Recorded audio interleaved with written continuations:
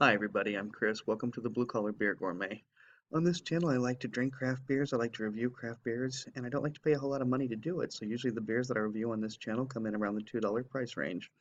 And real quick before I get into the beer, I want to apologize for the last review.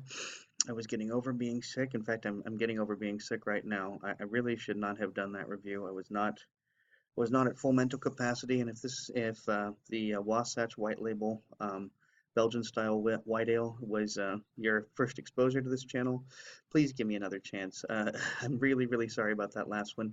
I'm even thinking that maybe somewhere down the road I'll have to revisit that beer because it was such a bad review. Anyway, getting to today's beer, for which I paid $1.99. I am talking about the College Street Mariner Double IPA.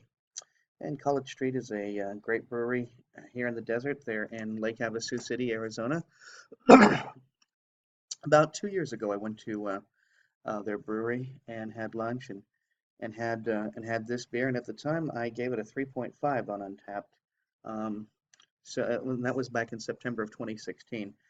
So clearly, I wasn't that impressed with it at the time. Now, this Imperial IPA does have an 8.1 ABV. Typically, Imperials come in between 8 and 10%, so that's kind of on the low end of alcohol. Typically, it's the thing is, okay, IPAs usually come in between 40 and 70 IBUs. This is an Imperial IPA, or I'm sorry, it's a double IPA. So it comes in at 88. I'm assuming that's high, but I don't know what the IBU count for doubles is. For this particular beer, they used Warrior, Citra, and Summit hops. It is 5 months old. So, is that right? Am I reading that right? Yeah, it's 5 months old. So I know that you Mondo purists think that this is what means that it's you purists think that it's 2 months old, too old, and you Mondo purists think that it's 4 months too old. But anyway, I think it's well within range. Quick notes among the brewing community. Three of my friends on Untapped have given this a cumulative score of 3.83. 1,361 of us have given it a cumulative score of 3.7. And Beer Advocate has only had 6 rankings, but it gave it a 4.16, which on their scale is exceptional. So there you have it. Going to be using my Belgian glass. Now you might be wondering why I would be using a Belgian glass for an IPA. You are actually supposed to use a Belgian glass when drinking an Imperial IPA. Um, there are those who say that Imperial and double are interchangeable terms. Uh, I don't know enough about the nuances between the two to make a distinction. I pretty much heard that they were the same thing. Imperial and double were the same, but what can I say? There's always somebody who's going to argue that that's not the case. The Mariner Double IPA is a well-balanced heavy hitter at 8.1 ABV and 88 IBUs. It's bold and bitter, much like the surly seas on which this brew was inspired. You'll be left yearning for more than just your sea legs. The irony of this is that Arizona, Lake Havasu City, is nowhere close to the ocean. The closest thing it's closest to uh, is the river. So anyway, that's the ins and outs of that, and that's why I'm drinking out of a Belgian glass. Let's see how this pours, shall we? All right, put that right up there. Let's pour in a nice bronzy color. Almost orange. Lots and lots of carbonation in that.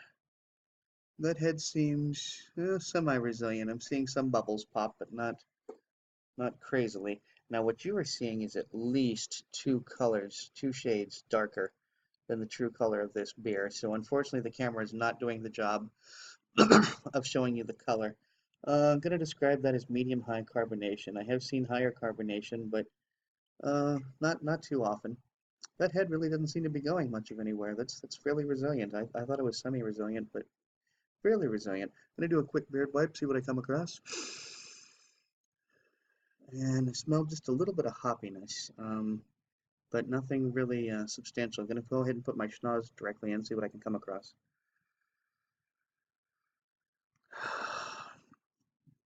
Honestly, I smell malt more than anything now that I put it to my nose. I smell lots and lots of malt, like a sweet malt, like a honey malt almost. I am getting citrus, that's for sure. As I said, Citra Warrior and Summit hops were used in this, so it's bound to have some citrus smell if Citra hops are used. There's a sweetness in it. It's a malty sweetness that I'm tasting, or I'm tasting, that I'm smelling more than anything. But I am going to go ahead and quit yapping my flap and get to drinking. Cheers.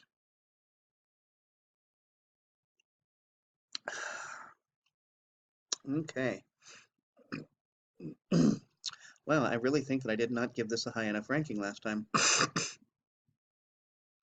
This is, even at 88 IBUs, it's bitter. Don't get me wrong, it's bitter, but it's not overly bitter. It's not the most bitter beer I've ever had.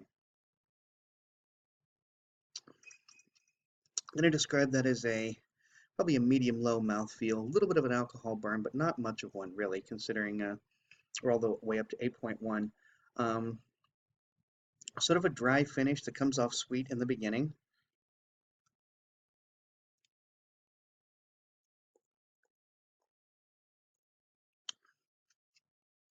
Definitely starts off sweet, ends up dry.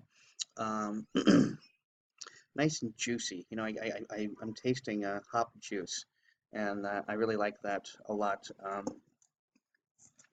Even more than hoppy bitterness. Of course, as I said, the hoppy bitterness is there, and it is bitter. It's 88 IBUs, but I will say that I have had even more bitter IPAs.